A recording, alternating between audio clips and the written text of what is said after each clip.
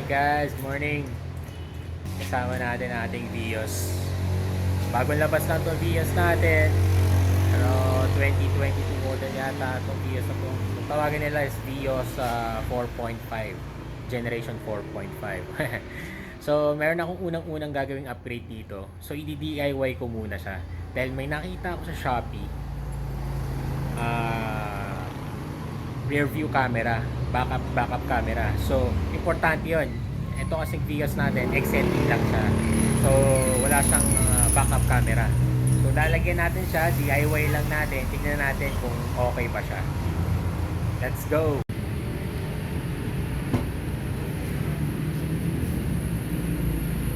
So, ito ang ating nakuha na backup sensor. May kasama siyang prying tools. Yan, ayun. Baligtad pa yan.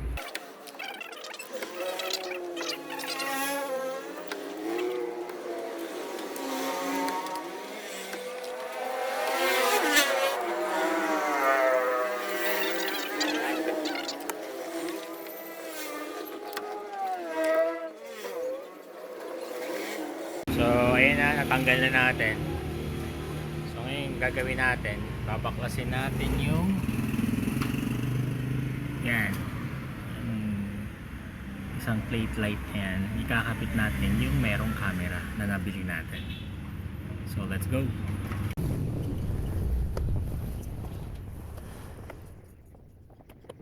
So guys, ito na, natanggal ko na. So, bago mo siya, hindi ko nasabi kanina, bago mo hugutin to, makikita mo tong ito yung lock na yan, no? Bago nyo tanggalin yan dun sa auto, hugutin nyo muna to. Siyempre, itong socket na yan, then yung sa ilaw. So, pag natanggal nyo na yung socket dito, ito na, press nyo lang to sa loob. Pag hinawakan nyo yan, press nyo lang yan, tapos push down, mahuhugot na siya. So, ito na siya. Ingatan nyo lang kasi baka mabagsak, magasgas, sayang. So, eto na, nahugot na natin siya. So, ngayon, ang gagawin natin, ililipat natin tong housing na to ng ilaw doon sa may camera. So, gagawin nyo, ganito lang. Iti-twist nyo lang pakaliwa. Yan ha. Kasi may mga lock siya dito eh. Baka mabasag, hindi siya sinisungkit. Twist nyo lang ng pakaliwa. Yan, twist nyo lang pakaliwa. Yun. O, tanggal na, diba? Hindi siya sinusungkit guys ha. Pag sinungkit nyo, mababasag.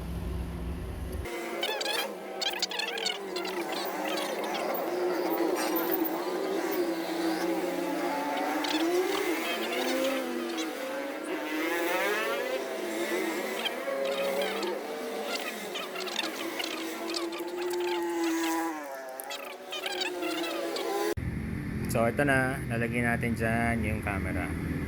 So 9 yung wire.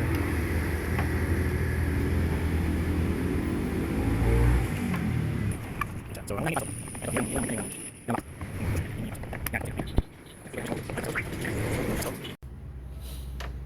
ito na yung wire. Nakapit na natin to. Hindi ko alam kung ano to, kung ito yung module niya. So nakikita nyo naman yung male at saka female. Napakadali lang niya, hindi niya mapagpapalit to. So ito, yellow, red and black. Hindi niya mapagpapalit silang dalawa. Tapos, meron ka pang yan dito. Ito. Para din to sa mga backup camera ng mga stock na Toyota. XLE lang kasi itong unit natin, kaya walang backup camera. So dito natin ito lalagay. Stock lang yan din. Nakaabang yan para sa mga backup camera.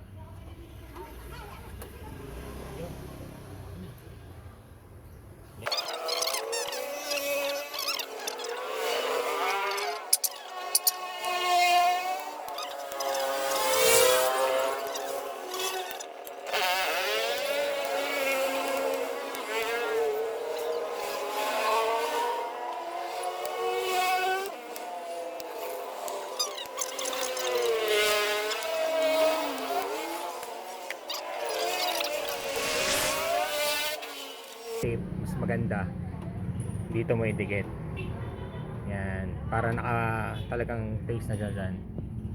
So ayun, silipin natin ulit ang ating trabaho. So ayun, nakalock na siya, nakakabit na yan. Huwag niyo kalimutan, baka makalimutan nyo may balik yung ano na yan, yung sakit ng ilaw. Yan, okay na siya. So babalik na natin yung cover, then tapos na ang ating project.